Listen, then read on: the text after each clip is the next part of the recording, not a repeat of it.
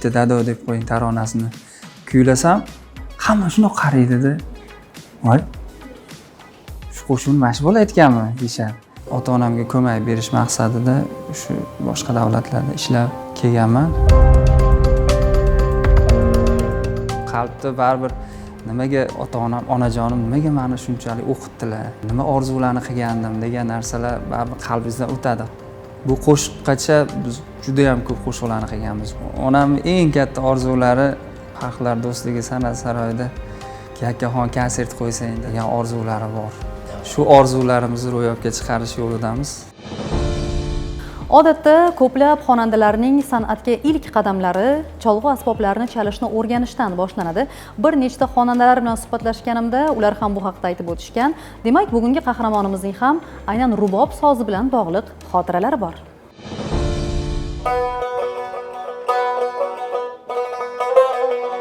Hicran utdi jismimay Suzona tong otguncha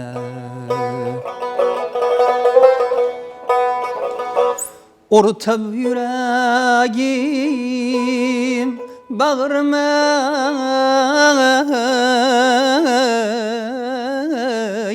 Dovda giryona tong otguncha Birinchi shu yoshligimizda qishloqlarda kichkinamiz qo'lchamizga non tugunlarga solib hayvon boqish, qo'y boqish, mol boqishlarga, daralarga yoki paxta terishlarga borsak qo'shiq aytish juda ham yaxshi ko'rardim. Ayniqsa shu Sherali Jo'rayev, Ahror Usmonov, Tohir Mahkamov, Ozodbek Nazarbekov qolaversa, Muhriddin Xoliqov qo'shiqlarini juda ham sevib, juda ham yaxshi ko'rib aytib yurardim. Dalalarda, shu paxtazorlarda onamni ko'proq ko'rgani borganimda, mehnat qilishayotganda dadam bilan qo'shiqlar, qo'shiq aytishni bilishardi-da, shu qo'shiq aytib ber yoki she'r aytib ber deysa, qo'shiq aytish tanlamni, qo'shiq aytish aytib berardi. Onam ancha sezib, bolamda bor ekan, qiziqish so'nmasin deb o'zlari musiqa maktabiga olib borganda. Birinchi g'ijjak yo'nalishi bo'yicha o'qiganman. Undan so'ng Uchqo'rg'on tumanidagi san'at litsey internatiga o'qishga borganman. U yerda rubob mutaxassisligida o'qiganman. Onam, onam, onam, onam, onam Sizga bu dunyoda ne qilsam ham kam. Onam, onam, onam, onam, onam Men uchun umrini fido qilgan onam. Yomg'ir yog'ib turibdi-da, yelkalariga katta tugunda endi erta yotib o'qilardi-da. Yotib bir haftada bir marta uyga kelib o'qilardi. Katta tugunga shu ko'rpa-to'shaklarni solib endi ertaga joy qilish kerak. Yotoqxonaga o'zlari yelkalariga olib yurib olamdi. Qo'llarida bitta men, bir qo'llarida tugunlari bilan shu olib kelib joylarini taxt qilib o'qituvchilarga yaxshilab tayinlab, endi bolajonimni ko'ngli yuvosh, qattiq gapirmang. Endi bilmadimmi, yoshligimdan sal qattiqroq gapirsa ham sal tezroq xafa bo'lishga moyilligim bor. Ta'sirchanroqligimni sezib shu o'zlari ham onajonim o'qituvchilarga, ustozlarga qattiq gapirmang, yaxshi gapirib nima qiling deb tayyorlab o'zlari nazorat qilib turganlar. Qushdek jonim bilan kuygan g'avvodaman. Rayhon, rayhon, sen bog'da, men sahrodaman. Qushday jonim bilan kuygan g'avvodaman. Rayhon, rayhon, sen bog'da, men sahrodaman. Mayli bo'lsam barging tushib yotgan yo'lak, gul ko'nglimni tushunmaydi sendan bo'lak. Mayli bo'lsam barging tushib yotgan yo'lak, gul ko'nglimni tushunmaydi sendan bo'lak. Rayhon. Taqlid qilishimda ko'proq shu litseyda ustozimiz bo'lardi, Mirza Mahmudov Husanboy degan domlamiz. Qo'shiqlarni o'xshatib aytish yomon emas, yaxshi. Shu har bitta san'atkordan, misol uchun Ahror Usmonovdan o'rgansang, bir qaysidir qirrasini o'rganasan, qaysidir nolasini o'rganasan. Ozodbekda aytsang, yana bir qaysidir qirrasini o'rganasan. Asli san'atkor shu nima deydi, o'xshatib, nima deydi, ustozlardan nimadirni olib, nimadirni o'rganib, sekin o'zini yaratadi. Maslahatlari men uchun dastur bo'lgan.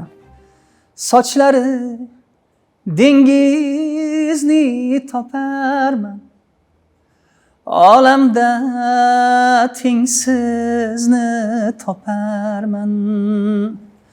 O'zimni yo'qotsam yo'qotib, bir kuni men seni toparman.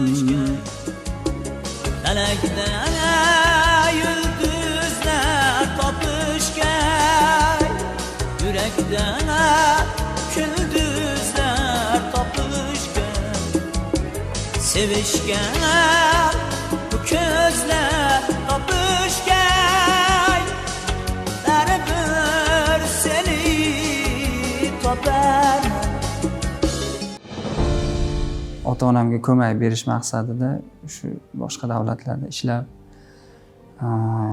kelganman, lekin san'atni hech qachon tashlab qo'ymaganman. Har doim shu ustozlarning qo'shiqlarini o'rganib, ularni ijrolarini o'rganib, sahnada turishlari, yurishlarini o'rganib, doim san'at bilan birga bo'lganman. Sherzodbek oilada to'ng'ich farzand va yagona boquvchi bo'lgani sabab ro'zg'origa ko'maklashishi kerak edi. Shu tufayli biroz muddat oila bag'ridan uzoqda va boshqa sohalarda ishlashiga to'g'ri kelgan. Ammo san'atga bo'lgan muhabbat va kuylash ishtiyoqi uni bir on bo'lsa-da tark etmagan. U qalbda baribir nimaga ota-onam, onajonim nimaga meni shunchalik o'qitdilar? Nima orzularni qilgandim degan narsalar baribir qalbingizdan o'tadi, his tuyg'ular, lekin tanganing ikkinchi tarafi ham bo'ladi. Ota-onaga ko'mak bo'lish kerak. Birdaniga hech kim qiyin masala, lekin kimdir bo'lishi mumkin. Birdaniga nima deydi, yulduz bo'lib tug'ilishi mumkin, yulduz bo'lib ketishi mumkin. Lekin hammasi Allohdan. Biz o'zimiz shu mehnatimiz bilan, bilasizmi, onamning eng katta orzulari shu Xalqlar do'stligi san'at saroyida yakkaxon konsert qo'ysangda oldida o'tirib seni ko'rsam, mana shu yerda bir duo qilsam degan orzulari bor. Shu orzularimizni ro'yobga chiqarish yo'lidamiz. Barchamizga ma'lum, san'at olamida raqobat bor, tezda tanilish oson emas. Qahramonimiz ham o'zini, o'z iqtidorini namoyon etishi uchun ancha vaqt mehnat qilishiga to'g'ri kelgan. Hayot sinovlar va kurashlardan iborat. Qahramonimiz poytaxtga kelgunga qadar Namangandagi san'at litseyida o'quvchilarga o'z bilganlarini o'rgatar, shu bilan birgalikda yurtdoshlarimizning yaxshi kunlarida xizmatda bo'lib, turli tadbirlarda qo'shiqlar ijro etardi. Tadbirlarning birida qahramonimizning dilini xira qiladigan bir voqea bo'ladi. Shundan so'ng u biroz tushkunlikka tushib, ijod qilishga ham ishtiyoqi qolmagan edi. Ana shunday kunlarning birida Sherzod Jonibekov bilan birga litseyda tahsil olgan bastakor do'sti Doniyor Ibrohimov qo'ng'iroq qilib, uni poytaxtga birgalikda ijod qilishga taklif etadi. U tinchlik bermayapti-da, bo'lgan vaziyatlar. Nima deydi?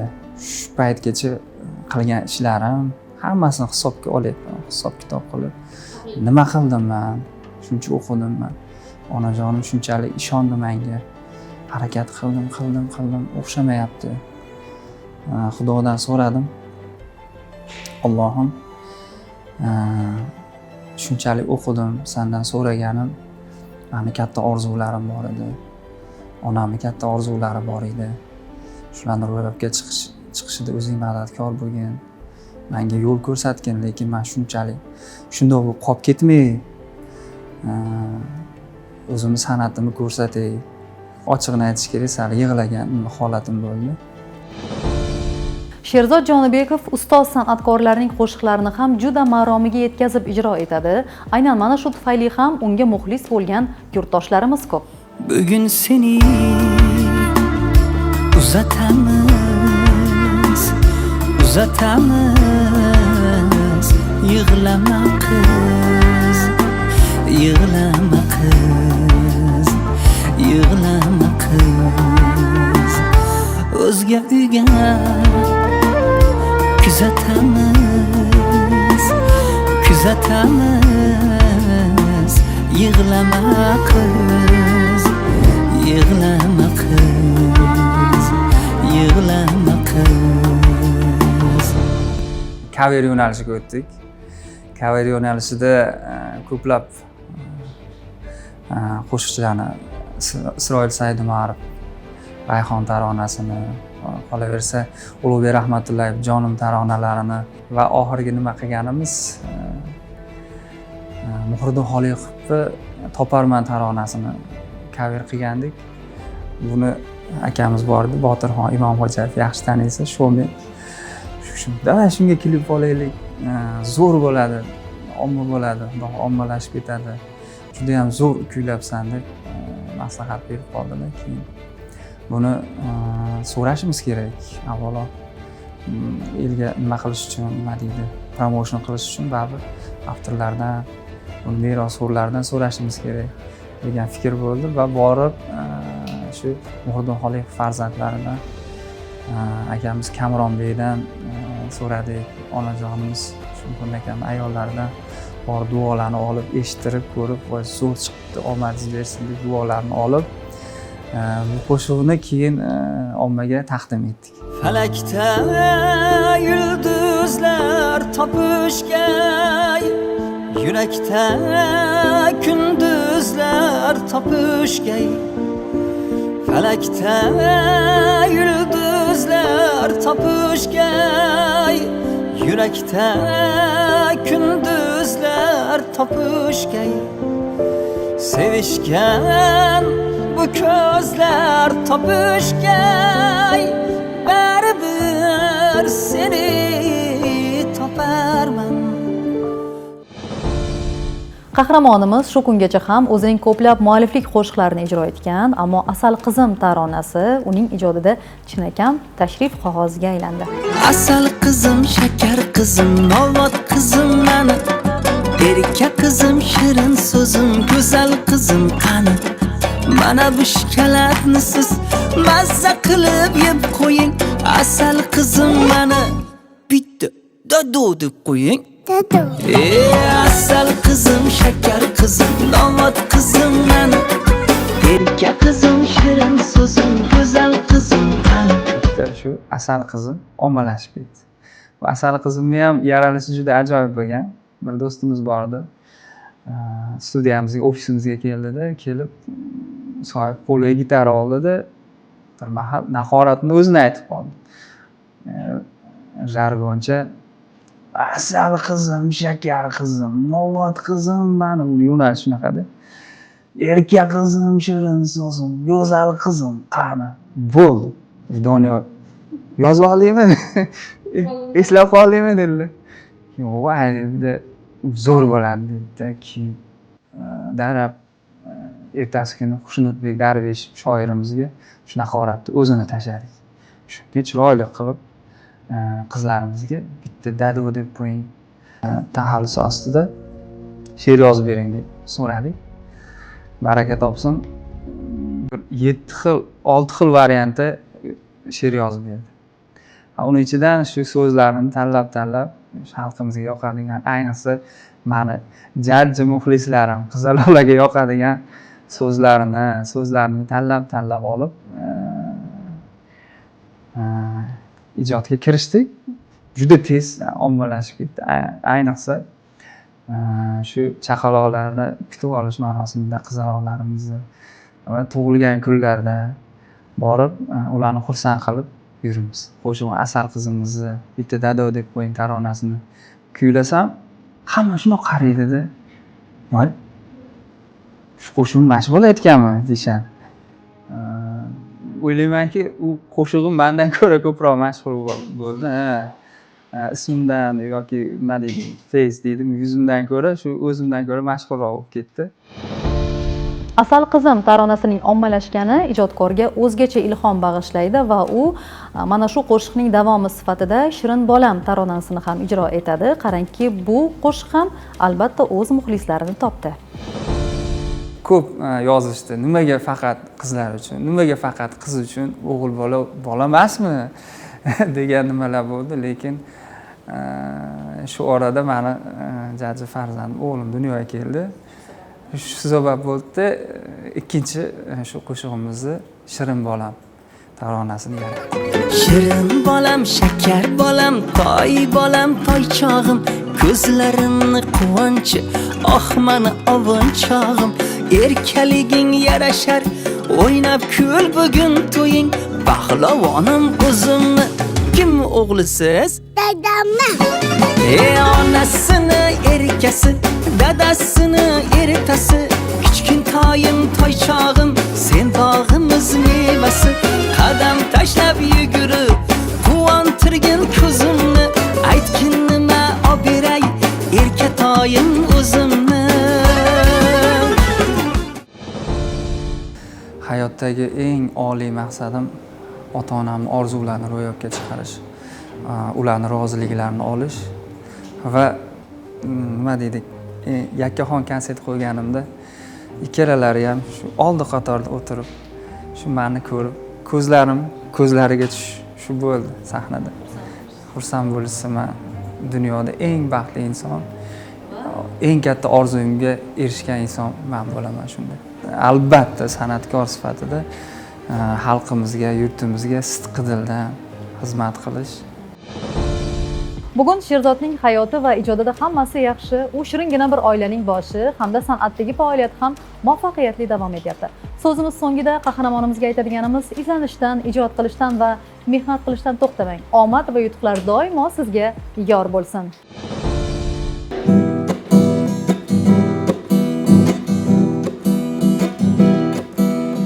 چاکی چاکی باران بهار شیرین است، دریا دارم تو را، شد بیدادر دل غم دلین است، از ناز لال ازار